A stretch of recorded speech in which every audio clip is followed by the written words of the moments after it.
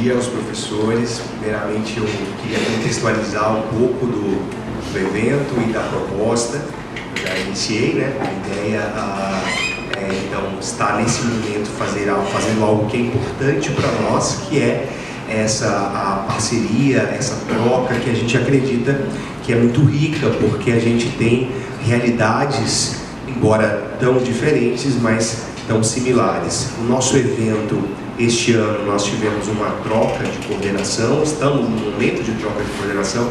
A partir de amanhã nós temos uma nova coordenação, e a coordenação atual ficou apenas 5 meses também, então quase a gente não teve a realização do nosso evento, por isso não temos tido uma grande divulgação. Peço até desculpas ao professor, o convite foi bem em cima da hora, né? Porque chegamos a pensar em cogitar em adiar o nosso evento, mas depois juntos decidimos que hoje, com a tecnologia que nós temos disponível, e essa foi uma área que o professor Tarcísio também gosta bastante, da área de tecnologia, né? A gente pensou em filmar o evento, né? Que a gente tem filmado todo o evento, e manter o evento como estava programado, porque a gente consegue, com o alcance da internet hoje, a gente consegue alcançar muito mais pessoas até do que se a gente tivesse tido uma boa divulgação, tivesse um auditório lotado. Então, a ideia é a gente poder divulgar então o evento através das mídias e todas as palestras que nós tivemos, e essa conversa que nós vamos ter aqui também.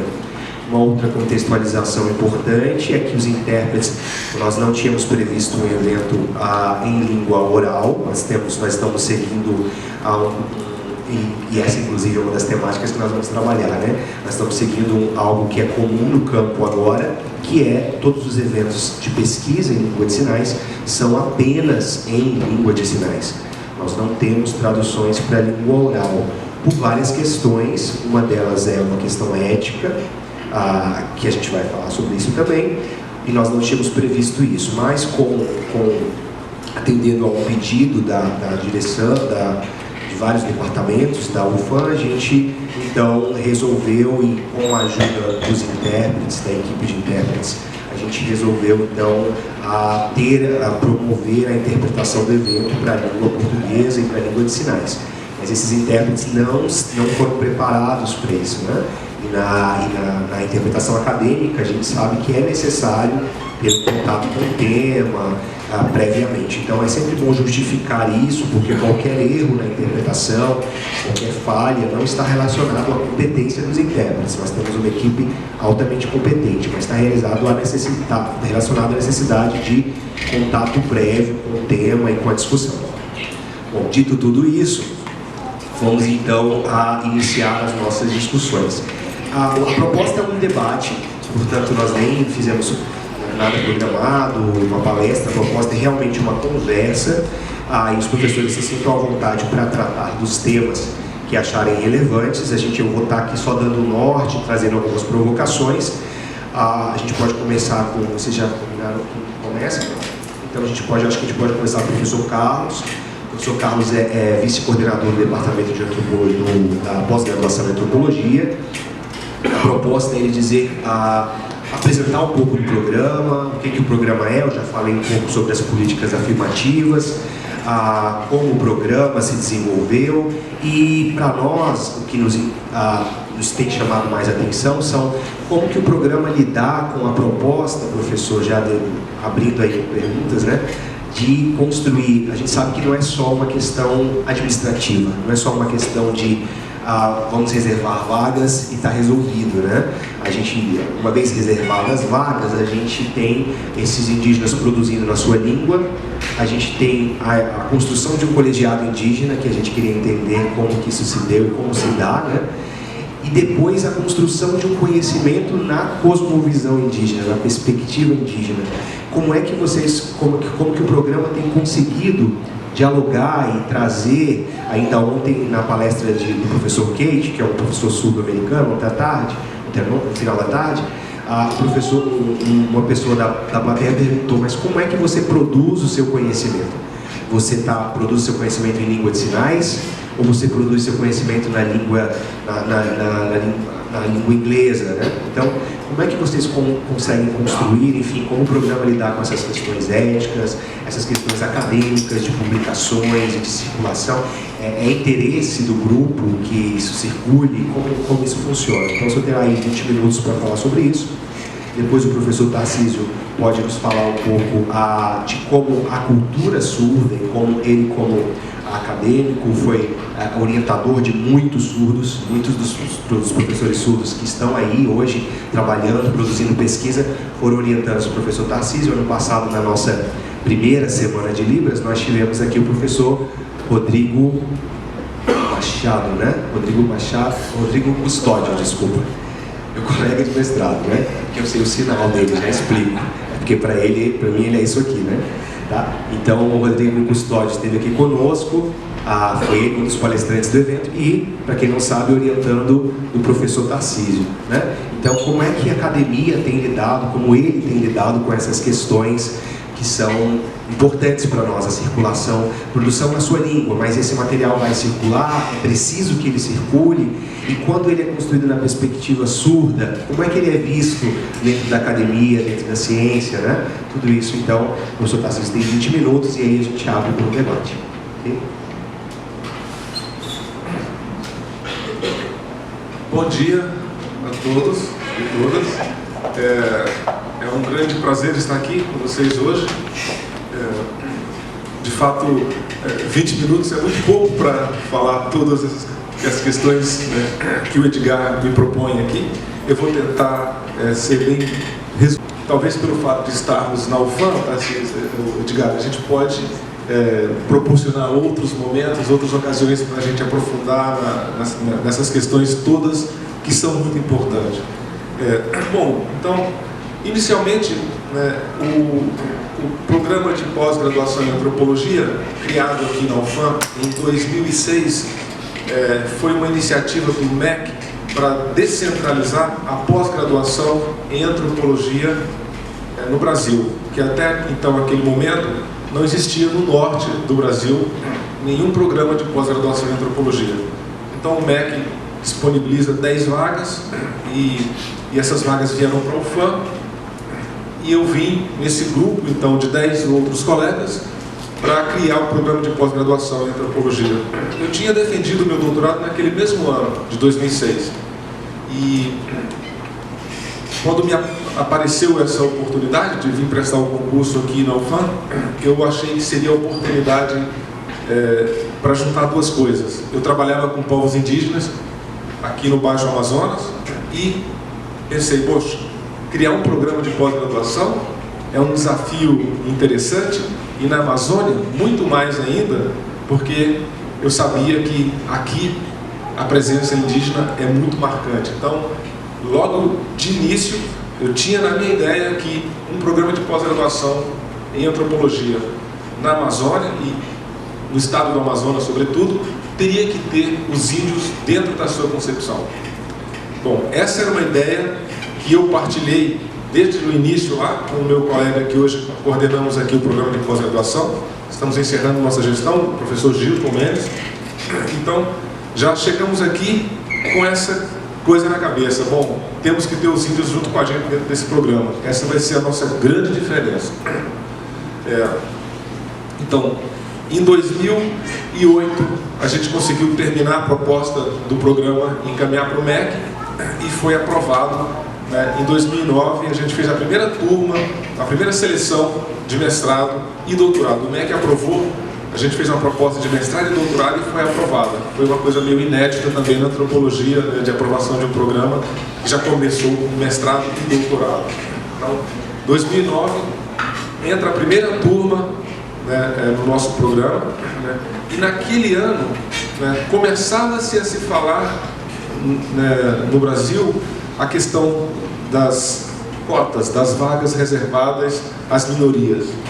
Então, a gente achava isso muito importante, muito interessante, mas no modelo como estava sendo pensado isso, não contemplava a nossa ideia, e aí sobretudo a ideia minha e do colega Gilton, que como ele também trabalhou com índios na Amazônia, a gente pensou que o grande desafio para a antropologia, e sobretudo para a nossa especialidade, que são os povos indígenas, seria a gente trazer esses, então agora, povos que a gente sempre trabalhou com eles, investiu, né, com pesquisa para tentar compreendê-los, trazer eles para o programa, para eles então agora compreender melhor o que é o nosso exercício de antropólogo, e para eles agora então fazer o exercício da antropologia. A gente achava que isso traria uma novidade importante para a antropologia.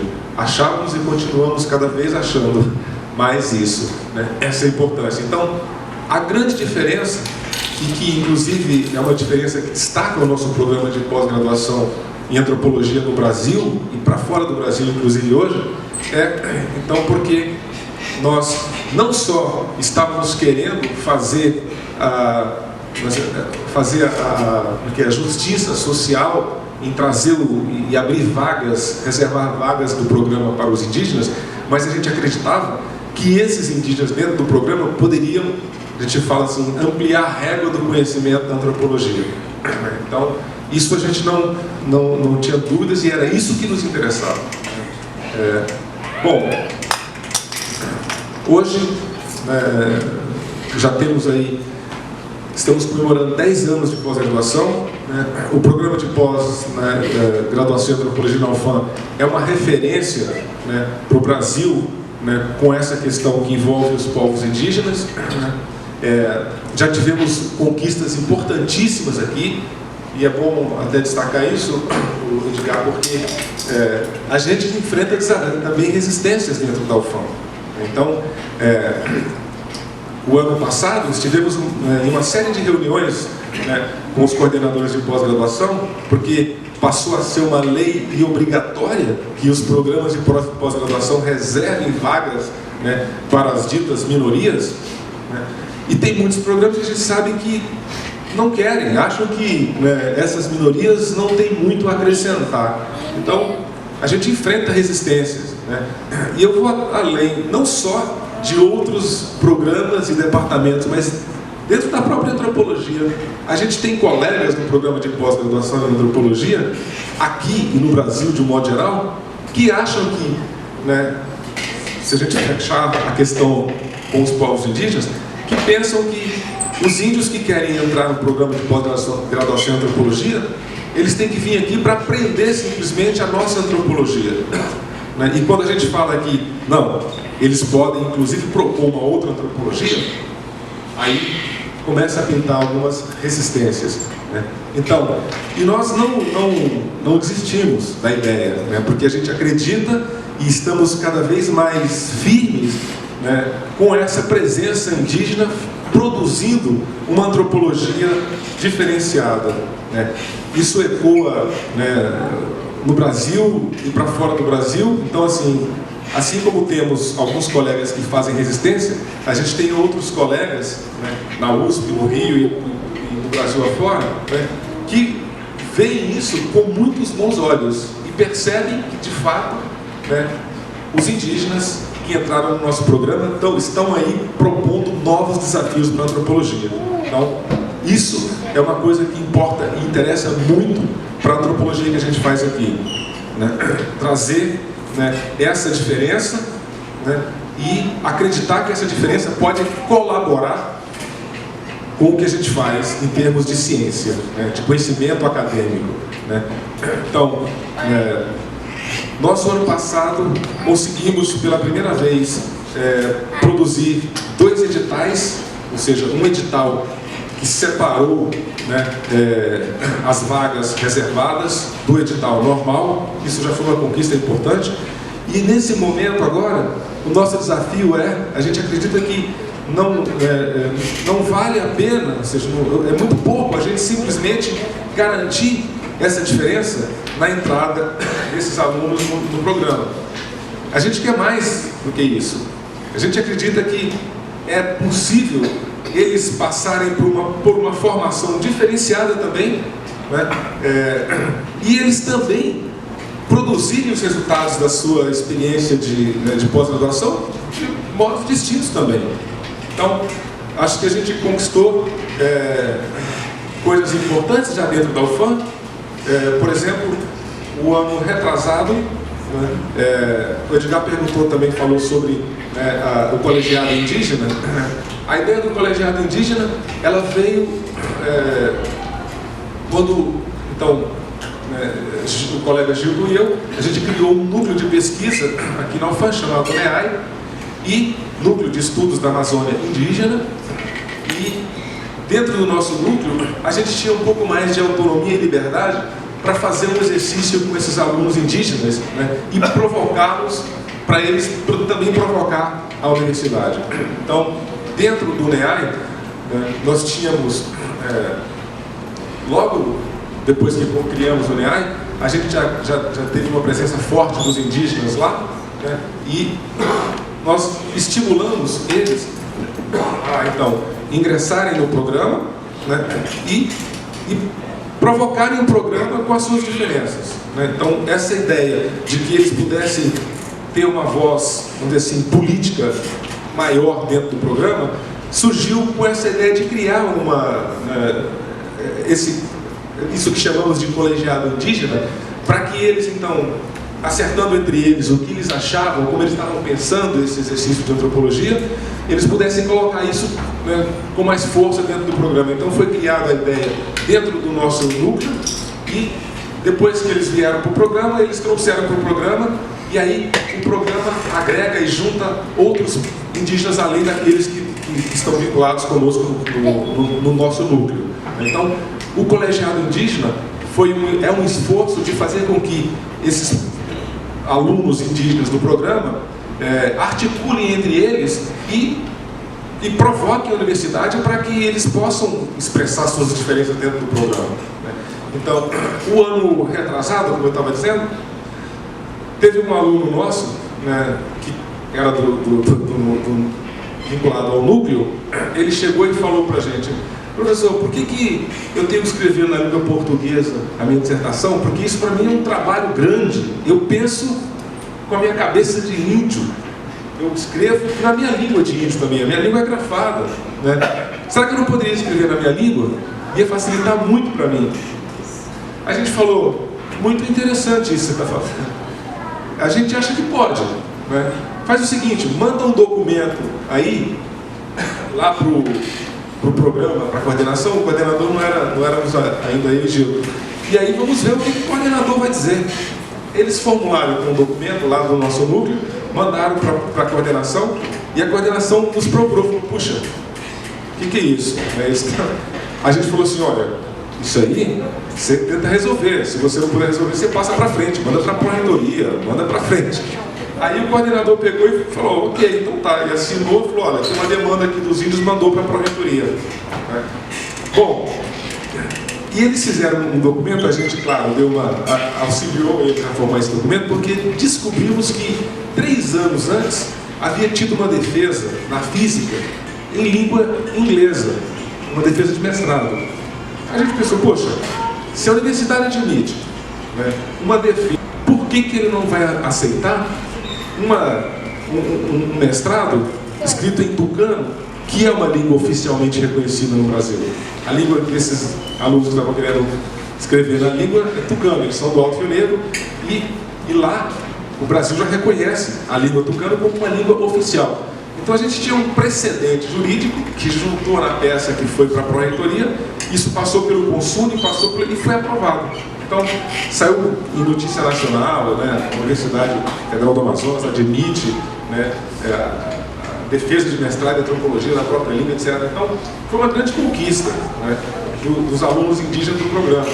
Então, como eu estava dizendo, com isso, né, a gente tem feito o seguinte: a gente tem muitos problemas, a gente tem muitos desafios, a gente enfrenta muitas resistências, mas a gente vai colocando os problemas. E aí, né, depois que coloca o problema, a gente busca uma forma de resolver, né, de solucionar o problema, né. Então, não sei, talvez meu tempo já esteja encerrando, eu não controlei aqui.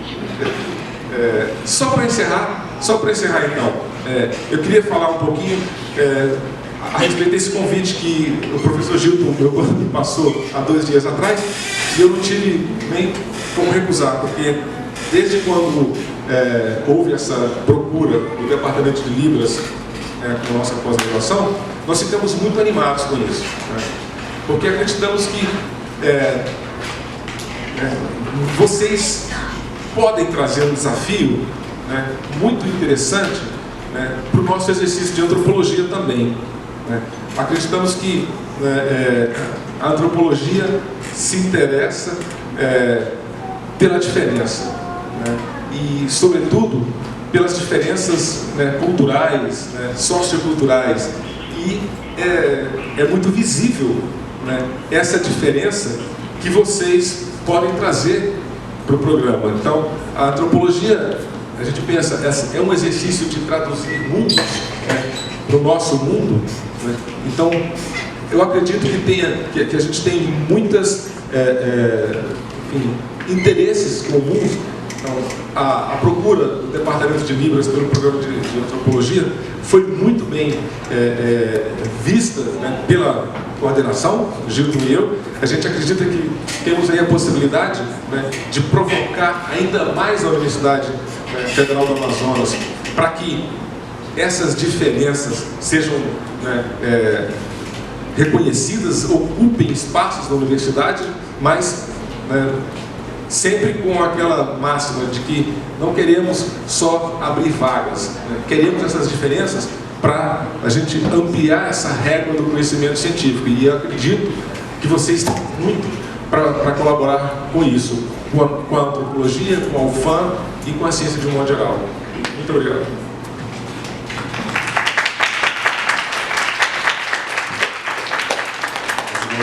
Obrigado, professor. Nós vamos ter um momento, a ideia é ter um debate, né? Por isso tínhamos 3 intérpretes. O professor Tarcísio fala agora, durante 20 minutos, e em seguida a gente começa a debater essas questões que já foram apresentadas, e depois também teremos um momento para perguntas. Então aí vão anotando aí para vocês. Professor Tarcísio. Bom dia a todos. Agradeço ao Edgar por ter a ideia dessa mesa aqui. Quando ele fez o convite com Letras Libras, eu achei muito legal assim, a ideia de colocar esse diálogo. E que bom, né, que não é por acaso que é aqui também, né, em Manaus, na UFAM, que tem esse trabalho sendo desenvolvido. Então, muito obrigado pelo convite. Espero que eu possa contribuir à minha própria maneira. Afinal de contas, eu vou estar falando sobre a perspectiva das línguas de sinais, e eu nem sou um usuário nativo de língua de sinais, né? Eu aprendi língua de sinais, comecei a aprender com 24 anos de idade, como uma língua adicional, como parte da pesquisa diferente de você. Eu falei igual, não, você aprendeu com 24 anos, mas eu aprendi como um estudo acadêmico. Você aprendeu, eu descobri a língua de sinais, eu sou surdo e descobri a língua de sinais com 24 anos. Né? Então é muito mais profundo esse impacto. Né? No meu caso, era parte de um estudo acadêmico. Né? Eu também gosto de informalidade, então também não me incomoda assim, se precisar ajustar alguma coisa, não tem problema. Mas eu estava falando sobre isso, que eu não sou surdo, né? Então, como eu vou falar sobre a perspectiva das línguas de sinais? Acho que o caminho passa a ser um problema, de certa maneira.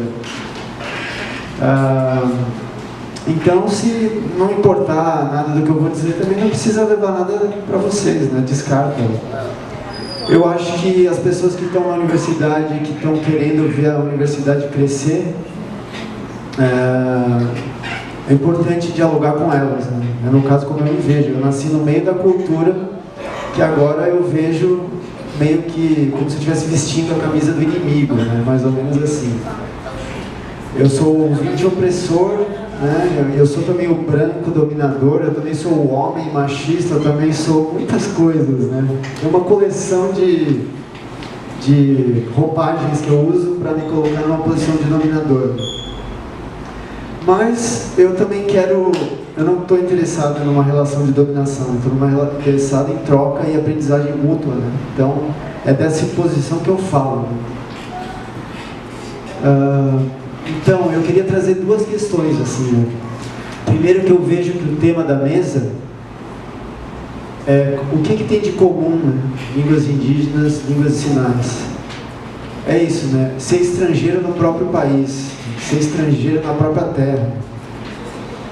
Não se sentir pertencente ao local que você vive, né? Não ter acesso àquilo que faz parte da sua própria terra. Então, acho que isso coloca em comum esses mundos, né? Dos povos indígenas e o mundo dos surdos. E aí, quando a gente vê esses relatos do tipo pedido para publicação de trabalho na língua falada pelo grupo, né? Exatamente assim, aí os surdos falam, é mesmo, né? Tipo assim, igualzinho acontece, né, com a gente, assim. Então, a minha vivência lá em Santa Catarina, né, na UFSC, que tem muitos surdos, é como se fosse a UFSC, é como se fosse uma ilha surda, digamos assim. O CCE, né? Não é a UFSC, é o CCE. Antes fosse a UFSC, mas nem é tão grande assim, é só o CCE. Lá tem um polo com muitos surdos, né, que cotidianamente você interage com eles, vive com eles. Então lá foi a minha imersão profunda. Em São Paulo eu tinha contato, mas era ainda uma coisa meio acadêmica. Tinha amigos, saía aqui e ali, mas ainda eu sinto que ainda não era mergulhar, né, na experiência de ser surdo. Quando eu fui para Florianópolis eu tive essa experiência, assim, eu senti essa experiência. Eu estava mergulhando no mundo deles e vendo, né, como que eles se colocam diante desse outro mundo aí que está colocado. Então, nesse processo, né, eu, não só na graduação, na pós, eu fui me questionando muitas coisas, muitos paradigmas que eu trazia como pressuposto, assim, da vida acadêmica, de tipo, não, agora vamos ensinar eles a ler e escrever, não, agora vamos ensinar eles a fazer linguística, não, agora vamos ensinar eles, né? Aí, num determinado momento eu comecei, espera aí, né? O que eu estou querendo ensinar para eles? Para quê, né? Qual a função, afinal de contas, né, dessa educação escolar formal, né? Será que isso é bom para eles? Será que eles querem isso? Será que eles não querem? Então tem uma série de questões que vão surgindo quando você começa a lidar diariamente com o desafio de dialogar entre mundos que estão um pouco distantes, né, do ponto de vista psicológico, né? O nosso corpo é similar, somos seres humanos, mas ali a gente está, parece que habitando mundos psicológicos muito distantes. Então eu vivi muito isso, sim, essa experiência, tenho vivido, né? E realmente traz muitos desafios, né? Que eu senti, por exemplo, nos programas de pós-graduação, onde eu orientei alunos, que eu não estou mais vinculado nesse momento, mas eu senti que realmente os alunos, por exemplo, comparativamente aos alunos ouvintes, os alunos surdos tinham 10 vezes mais obstáculos, né, vamos dizer assim. Não para pensar o programa em termos de obstáculos, mas tinha muitos obstáculos, porque a língua entrava como um fator de dificuldade em vários aspectos do processo de formação acadêmica, de ler textos, de entregar trabalhos, de assistir palestras mediadas por intérpretes, assistir aulas mediadas por intérpretes, uma série de situações que não davam igualdade de condições de participação entre todos que estavam lá. Então isso tudo me fez pensar muita coisa. E eu vou trazer aqui duas questões, assim, de ver as falas também, né? Eu vou trazer duas temáticas, assim. Uma delas, então, seria essa questão que foi trazida da diferença cultural, né? Que aqui teve uma política afirmativa de abertura que os índios façam parte do programa, né? Ou seja lá, como a maneira adequada de se referir também, né? A gente sabe que todas essas maneiras estereotipadas, né? E eu também trago elas, né, do meu próprio ponto de vista. Então, os índios fazendo parte do programa, como uma política afirmativa para ver como isso vai transformar o próprio fazer da antropologia, né? como eles podem se apropriar disso que faz parte do país que eles vivem também, né? E utilizar isso para o seu próprio benefício. Então, lá na UFSC, de um modo diferente, a mesma abertura se mostra, né? Na pós-graduação, na graduação, os surdos entrando e participando e as atividades sendo conduzidas em língua de sinais, né? Isso é super crucial, um aspecto crucial. Aí, nesse aspecto, eu colocaria um desafio a mais, né? Além deste desafio de que as pessoas efetivamente participem do processo, né? Que não sejam os brancos fazendo pesquisas, mas que sejam surdos e ouvintes pesquisando juntos, né? E brancos e indígenas pesquisando juntos. Que para mim, basicamente, é a minha perspectiva hoje, né? Eu acho que a gente vai progredir nesse diálogo entre ciência e outras visões de mundo, né? Ou as línguas normatizadas e outras línguas. A gente vai progredir quando a gente tiver pessoas não sectárias de ambos os lados, né? Querendo dialogar. Se tiver decisões sectárias de um lado só ou do outro lado só, eu vejo que não tem grande perspectiva, né? Afinal de contas, o grande problema da visão científica é o sectarismo também, né? A falta de visualizar que o outro tem uma perspectiva diferente que eu tenho que tentar entender qual que é, né? Minimamente, para poder dialogar com essa pessoa. Então, eu acho que a afirmação de políticas de inclusão das pessoas participando diretamente dos ambientes acadêmicos é crucial, e mais do que isso, tem que haver diálogo. Mas tem que, também tira da minha frase, tem que haver diálogo. Pode ser que não haja. Nós estamos caminhando para uma sociedade onde cada vez menos diálogo existe. Então, em tempos de acirramento das tensões, pode ser que a universidade seja mais um desses espaços, né? Mas eu gostaria de ver diálogo entre pessoas que não são sectárias, que estão interessadas em encontrar, aprender umas com as outras. Acredito que a ciência, como ela existe hoje, tenha a contribuir, e acredito que as outras ciências, que são essas visões de mundo criadas por povos que habitam o planeta Terra desde sempre, portanto eles já têm a ciência pronta, né? Eles já sabem como desenvolver o conhecimento da vida material, inclusive transcendental. Então a gente tem que aprender uns com os outros, né? Na perspectiva básica da ecologia. E eu gostaria de ver esse diálogo, né? Também nas nossas áreas, ao invés de um acirramento de perspectivas estreitas, né? Sectárias. E por último, em relação, isso seria a parte da diferença cultural, né? Diferença de visões de mundo, etc. Mas a gente tem um outro aspecto, a diferença linguística, né? Aí eu quero trazer mais uma vez a questão que é a contribuição que eu tenho trazido sobre ir além de uma visão de língua, né? A gente tende sempre a pensar em termos abstratos, né? Também, os nossos referenciais acadêmicos da letras, a gente discutiu isso ontem, quem estava aqui, né? É o que? A língua é um sistema abstrato de símbolos, de signos que se combinam de tal e tal forma, estruturado de tal maneira. Aí tem a gramática do português, a gramática do tucano, a gramática, né? Da Libras, né? Então tá, por trás dessa visão tem a visão clássica, né? Que separa mente e corpo, separa emoção, razão, separa, não olha para o corpo, não olha para a performance, não olha para a oralidade, né? Então eu quero botar mais pimenta nessa questão da língua, né?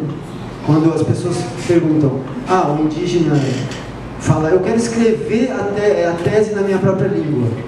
Eu quero botar mais pimenta ainda, né? Do tipo, por que tem que escrever a tese? Por que as teses têm que estar restritas a uma mídia específica?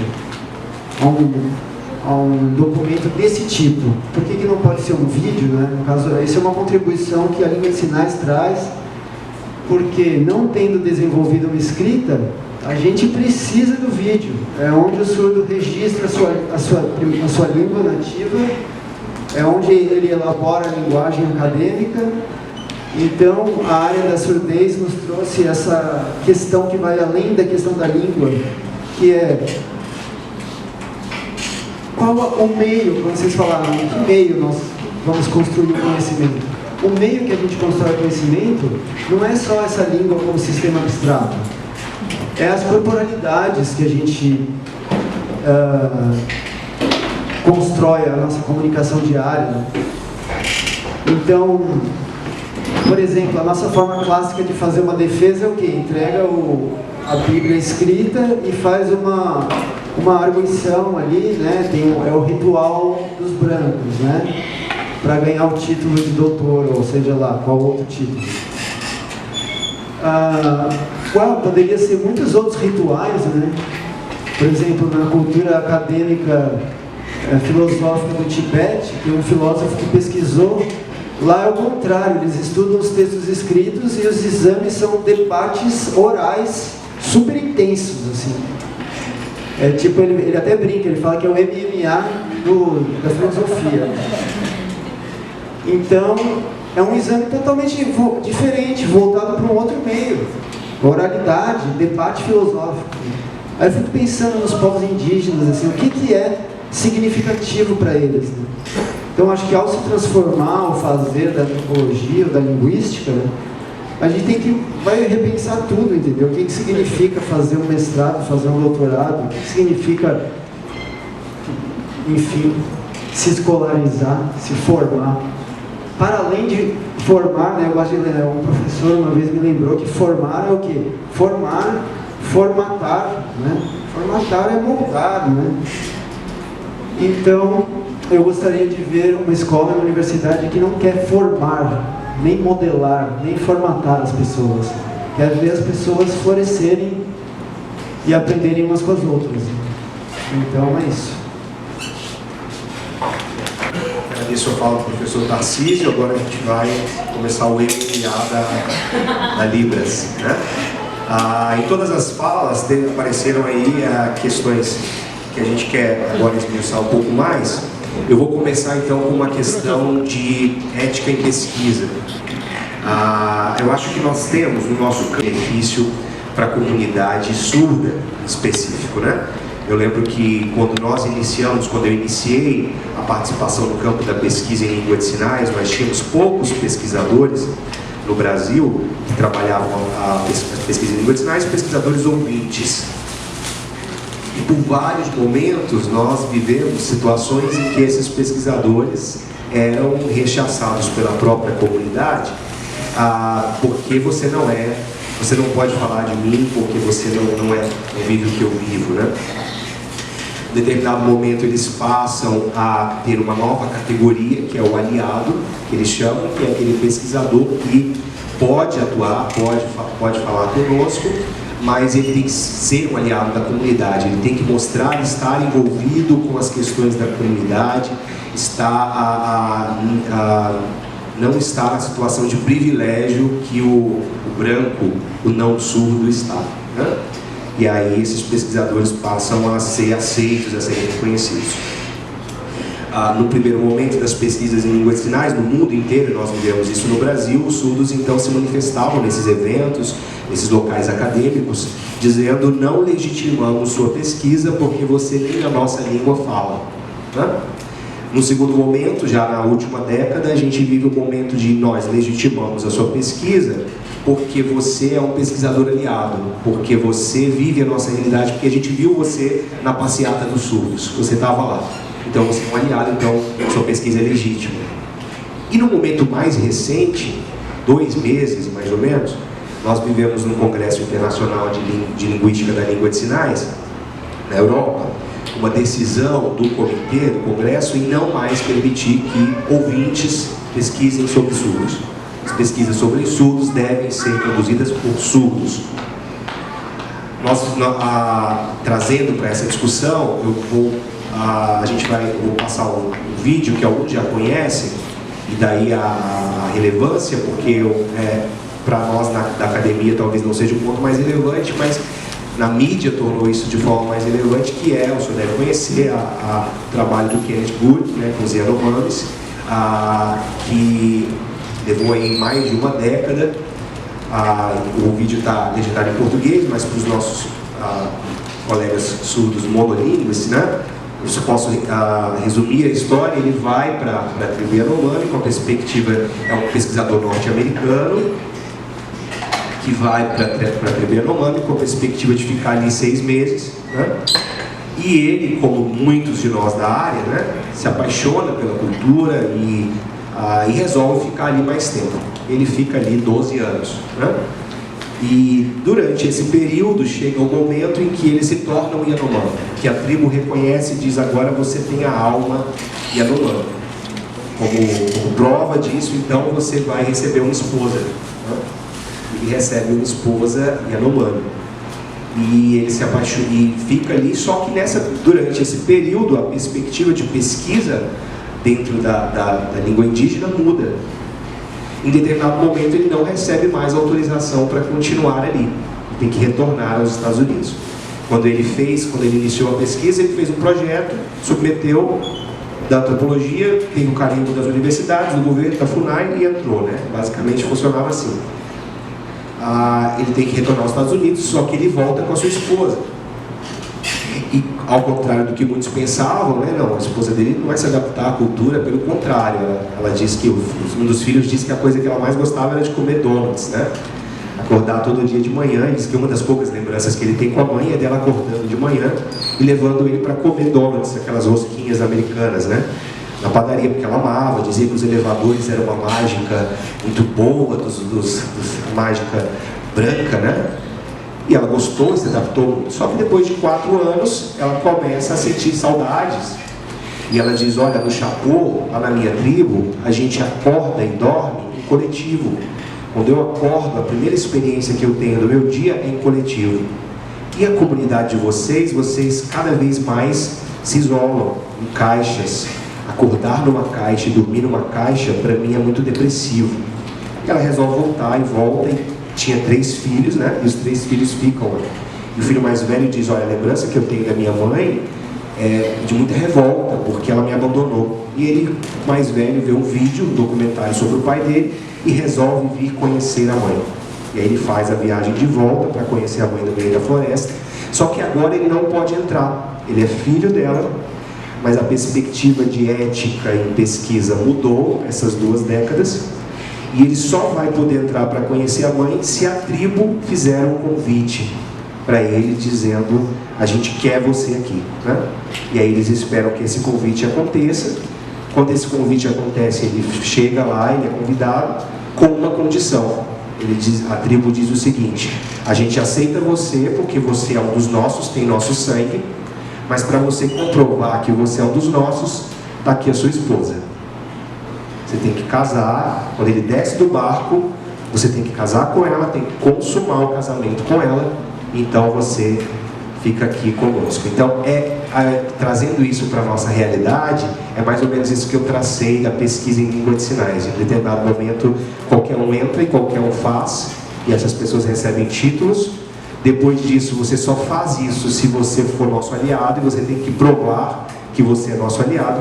E no momento atual você não faz mais isso, porque, como já tivemos em algumas discussões com os grupos indígenas, eles dizem: qual é a intenção de você, o que você traz, com que ideologia você traz quando a gente aceita que você pesquise a nossa língua? Por mais que você fale a nossa língua, por mais que você viva conosco, qual é a ideologia que você traz? É essa de que você tem algo para me ensinar?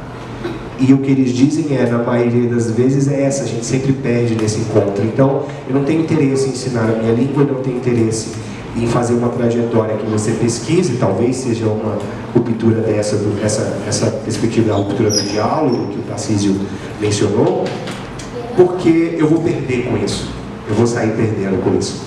Então, a gente vai ver esse vídeo que é bem rápido, e a pergunta que fica já é essa: como vocês do colegiado, do grupo indígena, do colegiado indígena, eu imagino que em determinado momento você se sentiu ou já viveu essa experiência de, como aliado, ser visto como o de fora. E você diz, poxa, mas eu estou aqui, eu estou empenhado, eu quero fazer uma ciência, quero respeitar, eu sou um aliado nesse processo.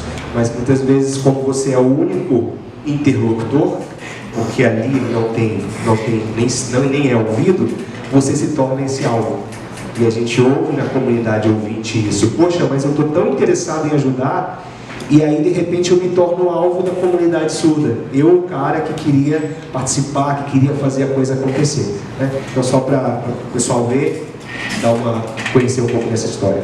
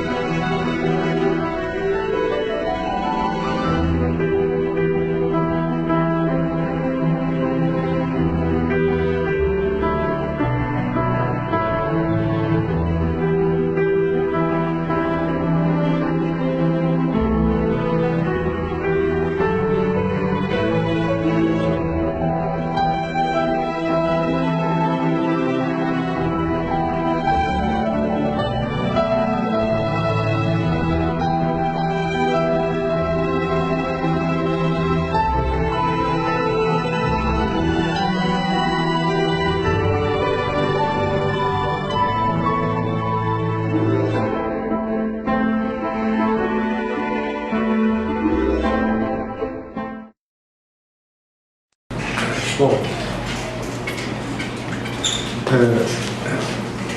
essa é uma questão crucial que você coloca, Edgar, que é a gente pensar assim, nos resultados do que a gente faz. E eu já passei mesmo por essas experiências, como você fala. Eu pesquisei durante 11 anos em aldeias, então passei por esses experimentos todos, onde você se aceita, você tem uma expectativa sobre você, e sempre tem pessoas que vão em algum momento adotar esse exercício de produção acadêmica. E eu penso assim, eu não sabia dessa situação atual, que envolve os surdos. Mas a minha opinião é o seguinte: eu acho que é muito importante, eu partilho com a ideia do Edgar, de que a gente tente o diálogo sempre.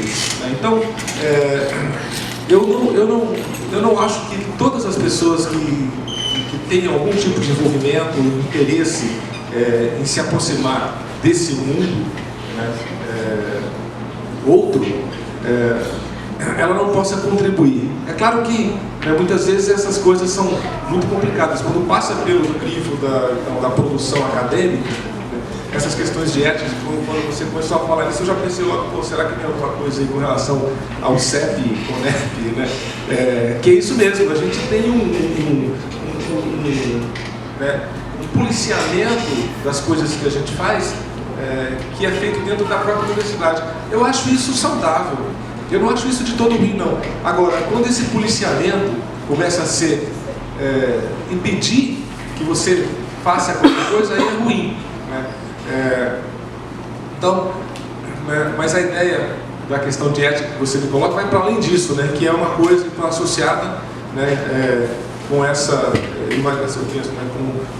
com essa devolutiva, vamos chamar assim, ou seja, uma vez que uma pessoa indígena ou um surdo entra na universidade, né, o que ele pode fazer em benefício, né, da sua diferença? Eu acho que é um pouco essa questão que você me coloca. Eu acho que isso é importante também, né? Mas só queria separar entre esses dois planos da questão da ética aí, que eu acho que é super importante.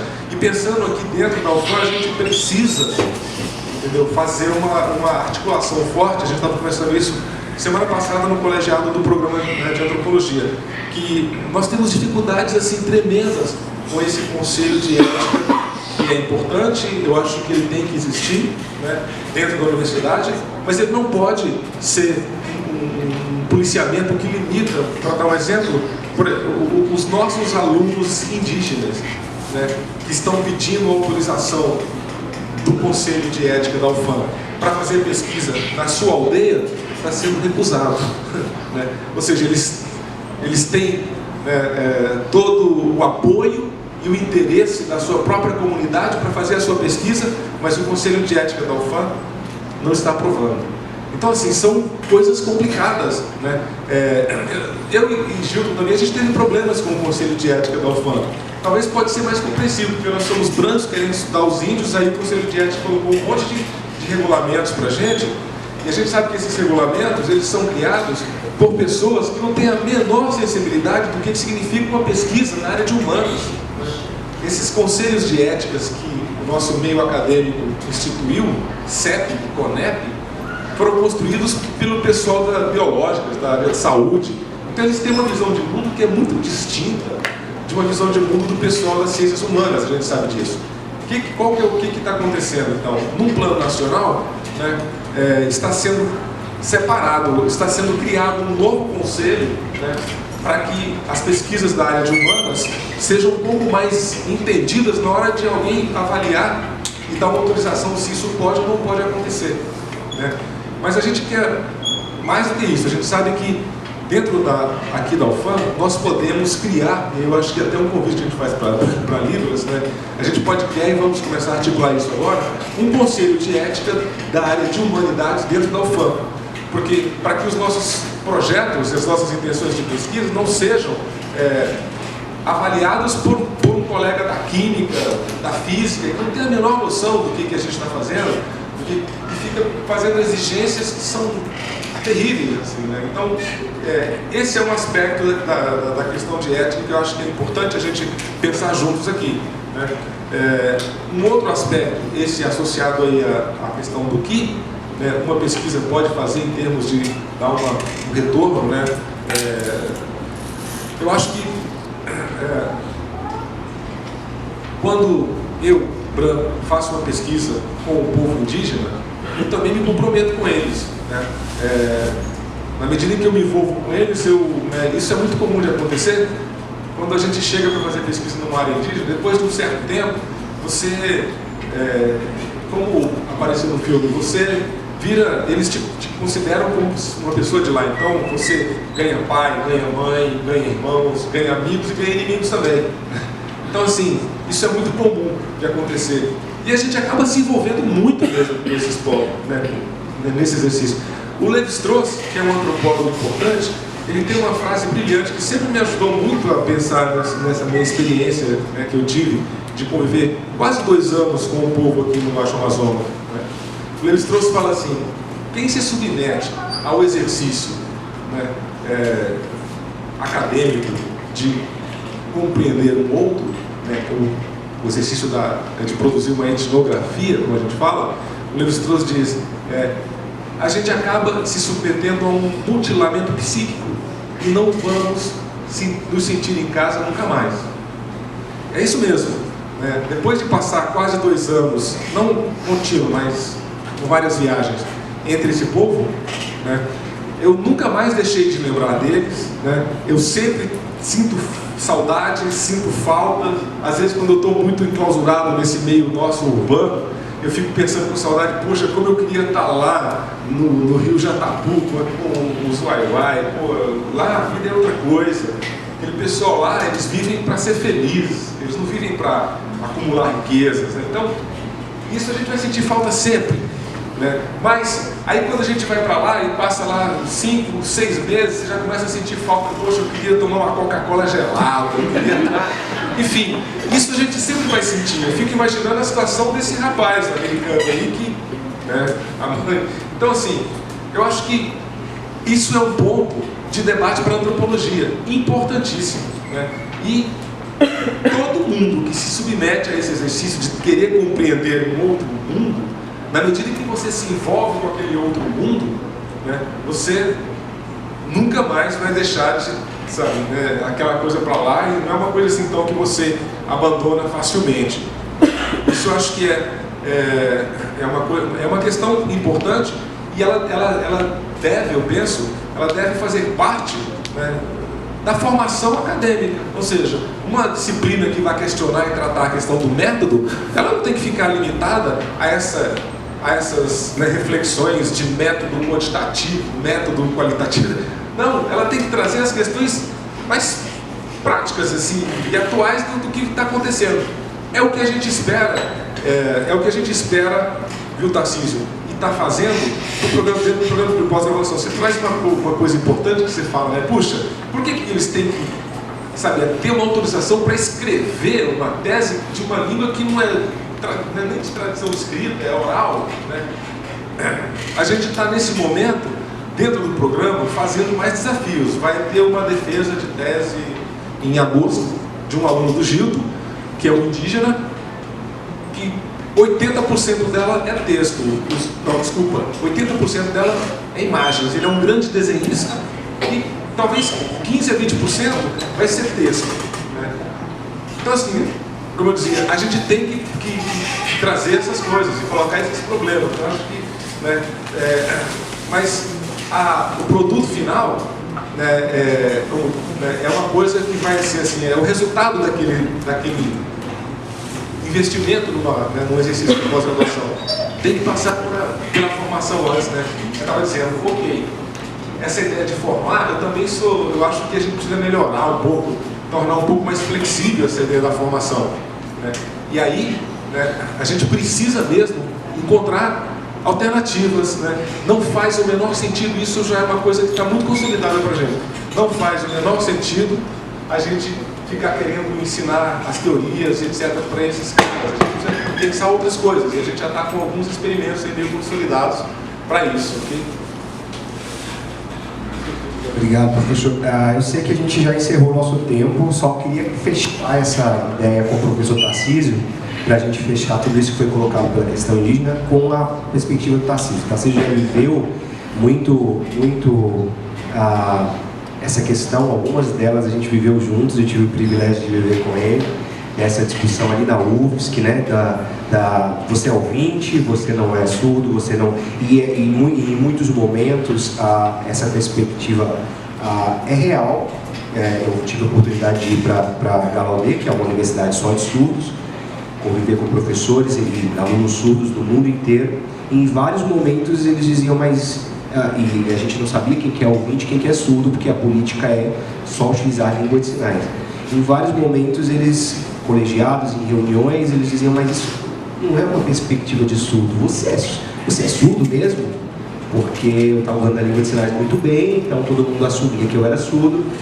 E aí eu dizia, olha, que interessante, né? Pela minha ideia de ver a coisa, ele consegue perceber que eu não sou surdo, não mais pela língua, né? Porque a língua já não era um problema. Então, a questão é, realmente eu tenho uma formatação minha, ouvinte, que me leva a ver a coisa dessa maneira e não me leva a ver a coisa de outra maneira.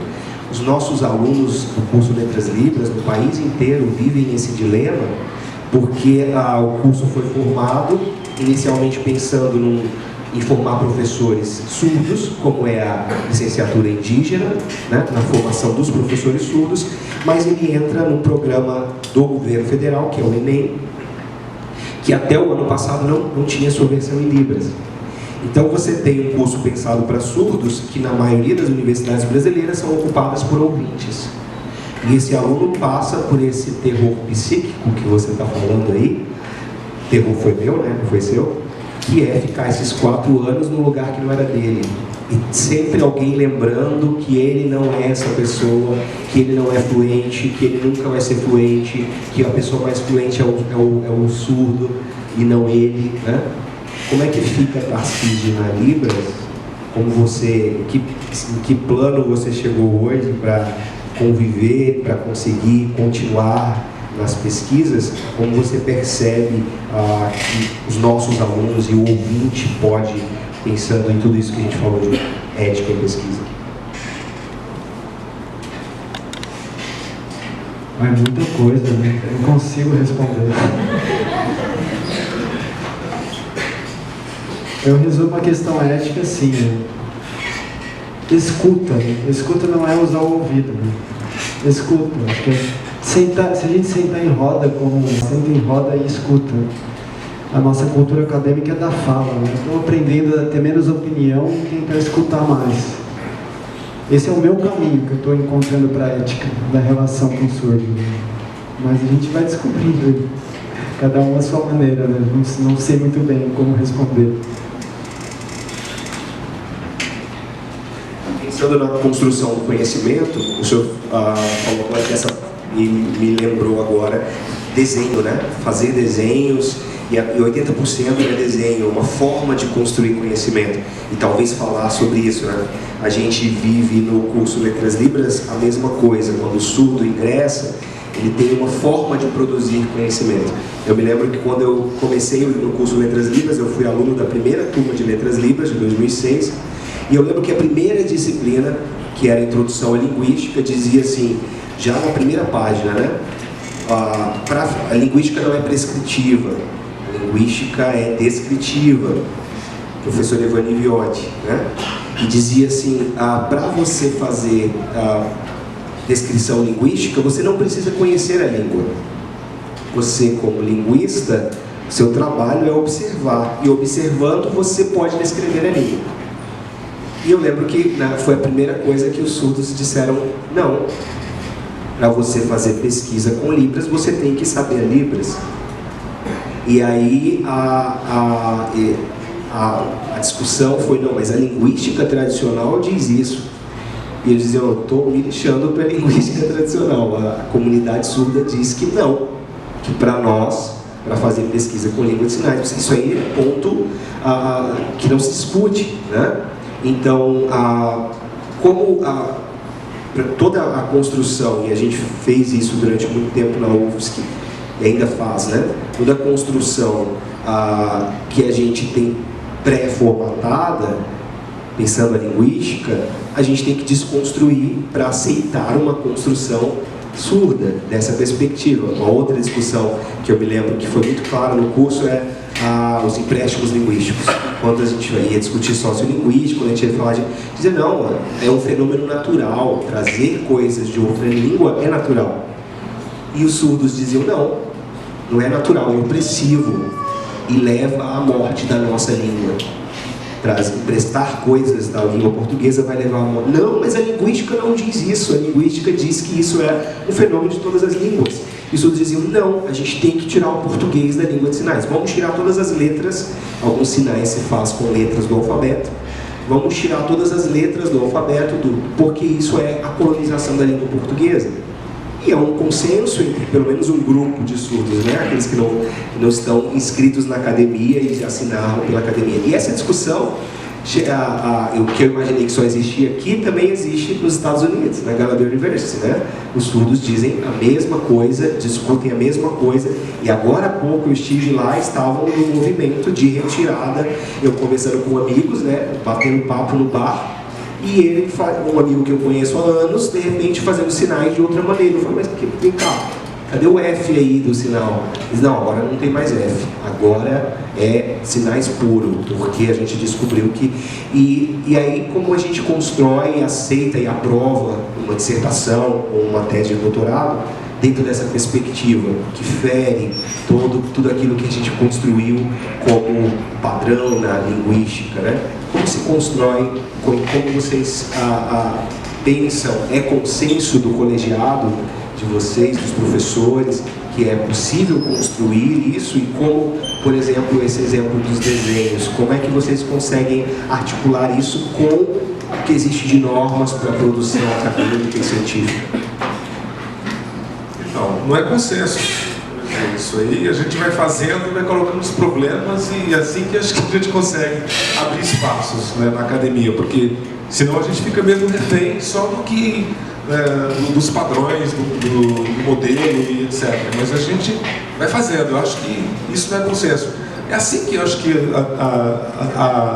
o próprio conhecimento acadêmico também consegue, né, ampliar os seus horizontes. A gente sabe disso, a gente olhar a história da produção acadêmica, a gente vai ver o quanto que ela também, essa coisa conservadora e tradicional que sabe, tem que ser tudo sempre assim, mas aí depois que muda um pouquinho aqui, aí vai ser, opa, isso foi interessante, isso foi legal, a gente vai abrindo espaço. Hoje está sendo articulado dentro da área, né, antropologia e arqueologia, né, que é a nossa área da CAPES, né, a nossa área está articulando as regras para aceitar a produção audiovisual como, por exemplo, como um trabalho de conclusão de curso, de mestrado e até de doutorado. Mas hoje, começa agora. E a gente sabe que tem um histórico aí de pelo menos 10, 15 anos de grandes trabalhos e produtos, né, que estão sendo feitos assim, produzindo áudio e vídeo. Então eu acho que a gente tem que ir abrindo esses espaços, colocando os problemas, né? Acho muito interessante essas coisas que você está me colocando, né, do mundo, das Libras, né, dos surdos não abrirem mão das suas diferenças. Eu acho que isso é muito interessante mesmo, né, porque do nosso ponto de vista da antropologia, né, a gente sabe também que por mais que eu conviva e passe anos e anos da minha vida com o povo indígena, eu nunca vou virar um indígena. Eu sempre vou continuar com a minha cabeça diferenciada de branco, etc. A gente também sabe disso, né? Porém, nós acreditamos que isso não, vamos dizer assim, não invalida o exercício, a tentativa de fazer uma tradução daquele mundo lá. Agora a gente também sabe e fala assim, traduzir é trair, a gente sabe disso. Então toda forma de tradução é uma forma de traição. A gente nunca consegue traduzir, né, perfeitamente, né, uma coisa de uma língua para outra. Então, uma coisa de um mundo, o outro é menos ainda possível, né? Mas ainda assim, o exercício da antropologia é uma busca, uma tentativa de estabelecer esse diálogo. Então, nós sabemos que não vamos nunca fazer um exercício de antropologia como se fôssemos um índio. Por isso que a gente acredita nos índios dentro do programa. Porque agora eles vão fazer o exercício da antropologia deles, né, com o mundo, com um ponto de vista que é do índio, são deles, né? A gente está começando agora esse negócio. Eu acho que daqui a um tempo, talvez quando eles estiverem mais consolidados, quando tiver mais índios com títulos de doutor, eles também vão encontrar soluções para formação, para produção e etc. Eu acho que a gente tem que ir colocando problemas, né? Então eu acho muito interessante essa postura, né, dos estudos, de falar, não quero o F, não quero a letra, né, na nossa comunicação. Não cabe, isso atrapalha, isso limita, né? Ok, legal, né? Então eles têm que propor, né, e têm que colocar um desafio para a universidade. Eu acho que isso é altamente legítimo, é interessantíssimo, né? E eu acredito que, de fato, né, o português, a grafia, as letras atrapalham esse mundo, essa comunicação que eles têm, e que aí são eles que sabem, né? Eles que, né? Então acho que nossa tarefa de ser um ouvinte, uma pessoa que não é surda, é poder abrir esse espaço. Entendeu? Então, se eles estão recusando essas coisas, eu acho que a gente tem que ficar atento para essa recusa e abrir um espaço para que eles proponham, então, a alternativa, a diferença. Acho que por aí. Bom, para a gente ficar a manhã toda, né? Mas a gente tem limite, então eu queria agradecer os professores. Eu acredito que a gente está inaugurando uma conversa muito boa. A proposta é se aproximar cada vez mais da antropologia. A gente acha que a antropologia tem o coração da Libras, né? Aqui na UFAM principalmente, e a gente está inaugurando isso. Agradecemos muito a presença do professor Carlos, agradecemos a presença dos colegas que nos ouviram até agora, né? E aí eu passo a falar para a sala. Obrigado. Bom dia, professores. Muito obrigada pela presença de cada um. A palestra de vocês foram ótimas, eu fiquei muito emocionado. Eu me chamo Hamilton, esse é o meu sinal. Eu sou coordenador do curso de Letras Libras da universidade. Eu trabalho aqui na UFAM há 8 anos. Eu sou surdo e eu tenho muito interesse na área de antropologia. Em 2012 eu iniciei o mestrado e eu tive reprovações por 4 vezes. Eu fui muito prejudicada por essas barreiras, como o senhor mesmo apresentou para a gente, no caso da língua portuguesa. E em 2013 eu fiz uma viagem para o interior do Amazonas, em São Gabriel da Cachoeira, uma comunidade indígena. E lá eu consegui ter essas percepções. Foi o local que eu nasci lá em São Gabriel da Cachoeira. E os indígenas, eles me olhavam e me perguntavam: você é indígena? Mas você nasceu aqui em São Gabriel? E em 2013 eu fiz um curso com tucanos, estudando as culturas e as políticas afirmativas linguísticas deles. E naquele momento eu me recordei de várias palavras em tucano que eu já sabia. E quando eu vi eles utilizando a língua deles na prática, quando eu estava ensinando língua de sinais, eu fui para ensinar língua de sinais para os surdos indígenas lá. E nossa, eu tive uma troca de ensino-aprendizado muito boa. A prova deles, no caso que em língua de sinais que eu apliquei, não foi escrito. Eu usei a temática deles, eu pedi para eles contarem a história deles, fazerem teatros sobre a cultura e a história de cada um deles. E eles faziam essas produções em língua de sinais. Eu fiquei muito emocionada, foi uma experiência ótima. E tinham alunos indígenas tucanos que a gente se comunicava. Eu falava para eles: eu moro em Manaus e lá os alunos surdos das escolas são obrigados a escrever em língua portuguesa. Deixa eu perguntar para você, aqui, como que acontece? Os indígenas daqui, eles escrevem em português? Não, a gente escreve na nossa língua, a gente se comunica na nossa língua. Nossa, aquilo me deixou pasmo. Eu fiquei muito interessado. É uma oportunidade enorme. O Brasil tem esse prejuízo linguístico das línguas minorizadas há anos. E no caso do meu mestrado, que eu tive essas reprovações, como eu falei para o senhor, por falta de políticas afirmativas, eu tentei na área de linguística, na área de educação, depois eu tentei na linguística, depois eu tentei na antropologia. Na antropologia, o coordenador havia me avisado: olha, essa temática é bem pesada pra gente. E aí, quando eu tentei no Sociedade e Cultura, eu consegui a aprovação. Mas sempre tinha muita influência da língua portuguesa, meu material era todo em português. E eu tinha que eu mesmo fazia a adaptação do meu material para a língua de sinais. E eu procurava se tinha outros surdos com essas pesquisas e não tinha língua de sinais. Então, as produções eram mínimas, eu mesmo tinha que fazer a adaptação. E hoje, como coordenador do curso de Letras Libras, e o professor Edgar agora, que a gente está fazendo uma troca muito boa, a gente está tendo essa parceria com o programa de antropologia aqui, está estabelecendo esse diálogo, E eu fiquei maravilhado. Eu fiquei com inveja do programa de vocês. É uma oportunidade ótima pra gente. Por que eu não tentei na antropologia? E nós vamos lutar porque a gente quer um programa assim como o de vocês. E agora eu queria fazer uma pergunta para o senhor. Lá no programa da antropologia, as provas para os indígenas, o material que eles utilizam, eles precisam pegar da língua portuguesa ou um referencial teórico? Ou eles fazem os estudos na própria língua?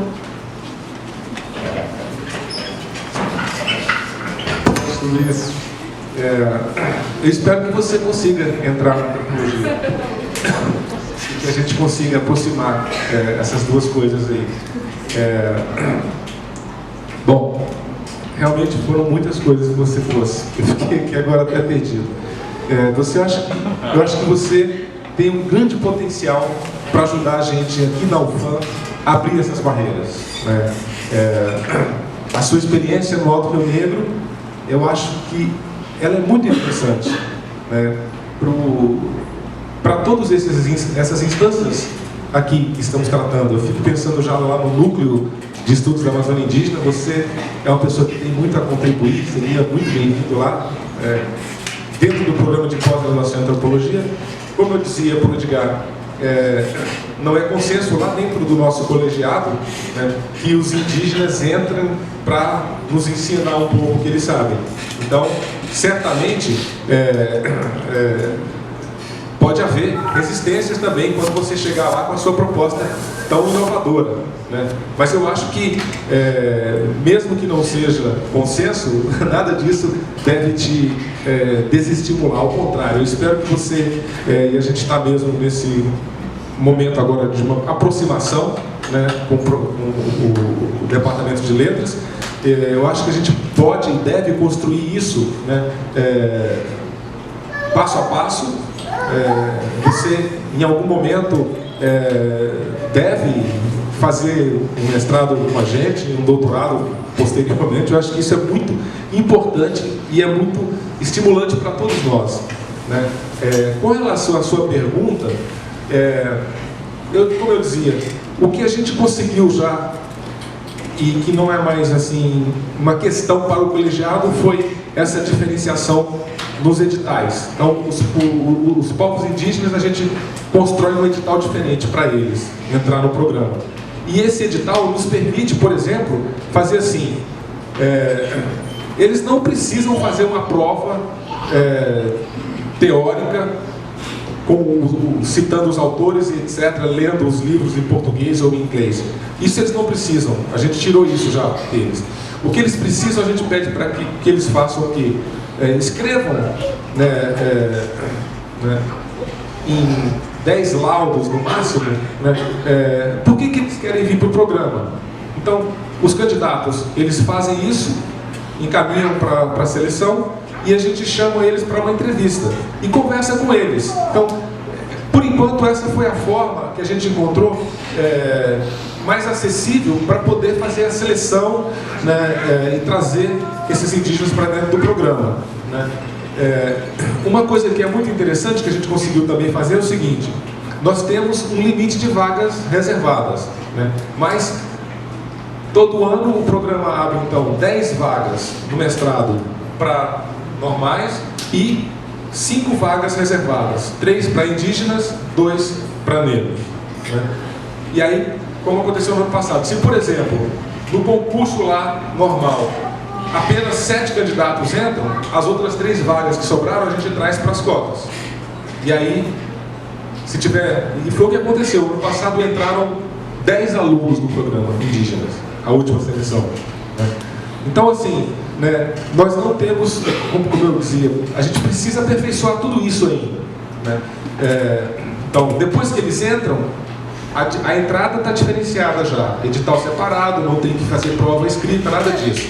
Mas depois que eles entram, infelizmente, ainda continuam sendo cobrados que eles têm que fazer a teoria 1, teoria 2, tem que ler os textos em inglês, Isso é muito ruim, porque além deles ficar perdendo tempo, muitas vezes, com aquilo ali, né, eles não vão mesmo conseguir fazer o que os professores muitas vezes querem, que eles leiam aqueles textos, escrevam uma resenha e depois faça uma prova. Então, isso é muito ruim. A gente está lutando agora para acabar com esse negócio, né? Nessa gestão que eu estou agora encerrando com o Gilton, meu colega, a gente teve uma ideia e colocamos já para a Pró-Reitoria. Nós queremos abrir uma área de concentração dentro do programa, que aí, sim, nós vamos ter direito e oportunidade de fazer tudo diferente. Uma área de concentração indígena, né? A gente pode pensar futuramente uma área de concentração, né, surdos também, que aí é o seguinte: os índios agora vão ter outra formação. Eles não vão mais fazer teoria 1, teoria 2, não, a gente vai discutir outras coisas, vamos pensar com eles o que é importante, o que a gente deve tratar. E aí a gente está também conversando com os colegas que são de outros estados, que são nossos colaboradores, que olham para essa experiência e percebem a grandeza disso, né, a diferença disso, a inovação disso, né? Então, é um pouco assim, a gente precisa ir conquistando as pessoas para abrir esses espaços, né? E espero que não demore muito para que a gente consiga essa linha de concentração dentro do programa, porque eu acho que é mais uma, assim, uma possibilidade de inspiração para vocês, né?